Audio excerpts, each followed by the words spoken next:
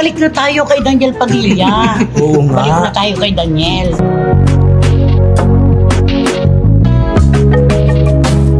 Parang mapapahiya daw ang mga namimintas kay Daniel Padilla dahil heto na, babangon na siya mula sa sinasabi nilang pagbaba ng kanyang premium mula nang mawala si Catherine Bernardo.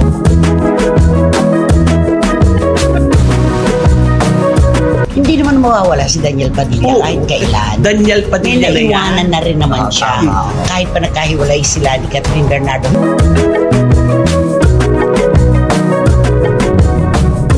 Dito nila ipakita ang pagmamahal nila kay Daniel. Yung suporta.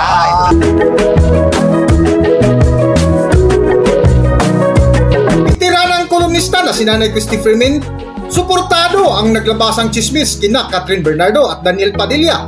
Kung bago lang kayo dito sa aking YouTube channel, huwag kalimutan mag-subscribe at pindutin niyo na rin ang notification bell para ma-notify kayo sa ating susunod na video. Maraming salamat.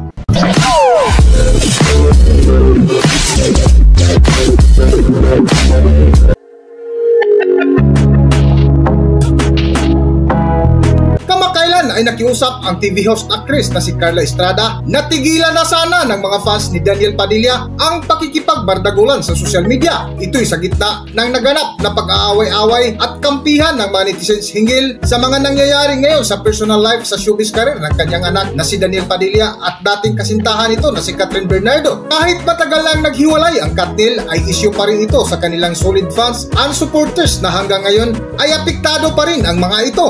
May mga nagkakapersonalan na nga sa mga nagsasagutan sa social media ay kanya-kanya silang pagtatanggol kina Daniel at Catherine at may iba pang mga personalidad na nadadamay na. Ngunit sa pamamagitan nga ng Facebook account, nagbigay ang ina ni Daniel Padilla, si Carla Estrada, ng napakagandang mensahe sa lahat ng mga taga-suporta ng kanyang anak kung saan nanawagan sa lahat ng mga supporters ni Daniel na tigilan na ang pagbaba sa kanyang anak at maging sa dati nitong kasintahan na si Catherine Bernardo para maging positibo ang maging resulta sa kanilang kanya-kanyang buhay na ayon pa sa kanyang panawagan na no to hate, no to bashing, kung saan umani nga ito ng iba't ibang reaksyon sa social media. At ilang araw nga ang lumipas ay lumabas sa vlog ni Nanay Christy Freeman ang naglabasang komento sa social media ukol sa mga namimintas dati kay Daniel Padilla. Okay, eto na po mga kachika ang una naming pag-aaralan na kwento. Marami po naglalabasan ngayon sa mga social media accounts at kung ano-ano pa na parang mapapahiya daw ang mga namimintas kay Daniel Padilla dahil heto na, babangon na siya mula sa sinasabi nilang pagbaba ng kanyang premium mula nang mawala si Catherine Bernardo. Ito yung sinasabi mo, nagbabanta ang mga tagahanga ni Daniel Padilla sa pagbabalik niya. Kasi babangon na siya mula sa lusa. Ha? Uy, alam mo, huwag ka naman ganyan. Hindi naman siya napunta sa lusa. Nakita mo naman sa mga shows niya sa probinsya. Hindi pa rin siya iniiwanan ng mga tao kahit na umuulan. Oo, nasa piestahan. Bakit mo sinabi sa lusa? Ay, hindi, kasi di ba pelikula lang. Babangon ako mula sa lupa. Wala.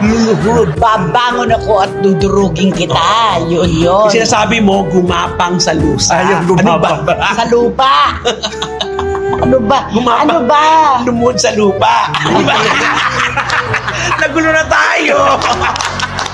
Ayan. Sa patuloy nga ng kwentuhan ni Nanay Christy Freeman ay binahagi nito ang mga sinasabi ng mga tagahanga ni Daniel Padilla na mapahiya lang ang mga taong nagsalita na laos na si Daniel Padilla. Ito nga po ang sinasabi ng mga tagahanga ni Daniel Padilla. Yung mga nagsasalita na laos na raw si Daniel, mapapahiya ngayon dahil nagsisimula na siya, nagtitraining na siya para sa action serye na gagawin nila ni Richard Gutierrez. Nakakatuwa kasi ito na yung actually hindi pagbabantayo, na-excite sila. Yun.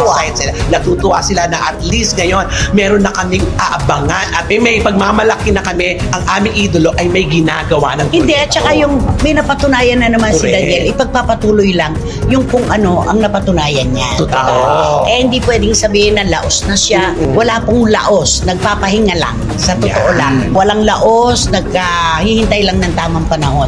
Yun, di ba? Totoo. Kaya makakaganda to kay Daniel. At saka tamang project. Tamang project. Para nga umusbong ulit ang You karir please say niya. sorry muna kay Daniel kasi sinabi mo, nasa lusak na siya. Oh. Hindi kasi title lang ata ng pelikula yun. Oh, sabihin mo sa hindi kanya. naman yung sinabi kong babangon mula sa'yo, hindi naman para kay Daniel. Ayan.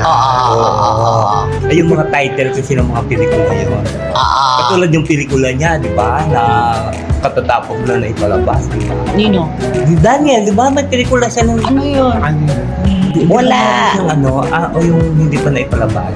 Hindi pa napapalabas. Yung kamatayan na yun. Oo. Eh naku, gagawin pa lang yun eh. Nang mapagod si kamatayan. Oo, yun. Gagawin pa lang yun. Wala pa flop na pelikula si Daniel Padilla. Say sorry again to Daniel. Oo. Oh. Hindi, akala ko kasi napalabas. Sila ko Daniel nagkabalinan.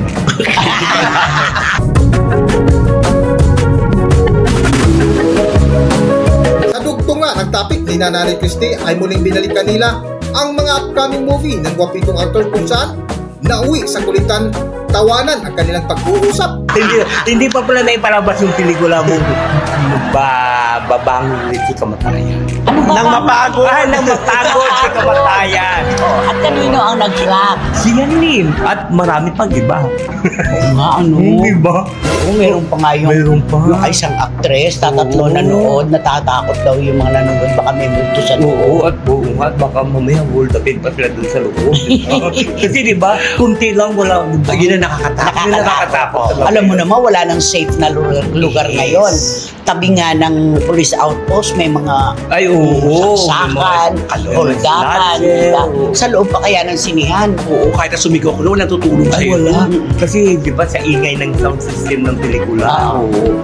Siyempre sisigaw ka din na saklolo. Saklolo! Saklolo! Siyempre ang mga... Pero enactment pa. Paano yun? Saklolo! Saklolo! Siyempre akala naman ng horror yung pelikula, di ba? Sa bagay ito, laking sinihan to eh. Oo. Laking sinihan Saka to. mga nag-iikot na sinihan dati. Meron ka di ba? Magbibigay ako na isa. Paron. Harap ka na yung Sige. Saan pa? Dito. Delta. Hindi, sa may Cubao. Ano? Hindi, may ilan pa yun doon sa may dulo.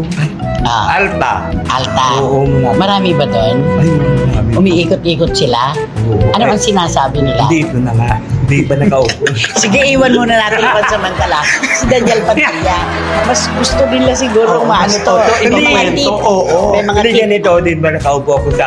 Pag manood kasi ako doon sa taas eh. Kasi nandun lumalabas na ang mga milagro sa taas. Wala sa baba. Hindi, nakaupo ako doon. Doon ako sa gitna. Ang iba yun, may doon mo ginagawa. Ikot ng ikot, di ba? Ay!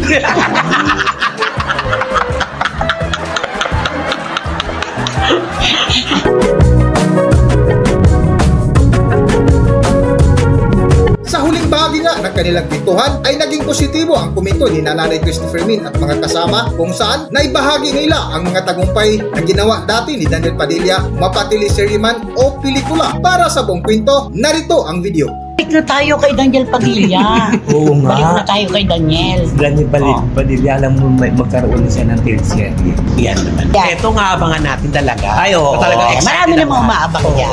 Marami nag-aabang sa kanyang susunod na proyekto. Kasi hindi naman mawawala si Daniel Padilla Oo. kahit kailan. Daniel May Padilla na yan. naiwanan na rin naman siya. tama. Kahit pa nagkahiwalay sila ni Catherine Bernardo. Hindi lang natin talaga po, mga kachika, ikakaila na nung sila ni Catherine ay mataas na mataas ang premium niya. Oo, at Ay, marami siyang proyekto. Mm. Ngayon, yun lang ang tinatanggong ng mga tao na talagang nawala naman talaga ang mga proyekto. Oo. Pero ngayon, unti-unti na nagbabalik. Oo. Panapanahon lang yan. Correct. Makikita natin anong kwento mo pa sa sinihan. Ikaw na magtuloy. Anong inaasahan natin sa pelikula ni Daniel Ay, di siyempre, ito at sa siguro. kanyang serye? Siguro ito, dapat tangkilikin ito ng kanyang mga fans. Dito nila ipakita ang pagmamahal nila kay Daniel. Yung suporta. Ito na, all Kailangan support talaga. Ngayon kayo mas kailangan ni Daniel Padilla. Hanggang dito na lang muna ang ating video at kung nagustuhan nyo, huwag kalimutan mag-subscribe at pindutin nyo na rin ang notification bell para ma-notify kayo sa ating susunod na video. Maraming salamat!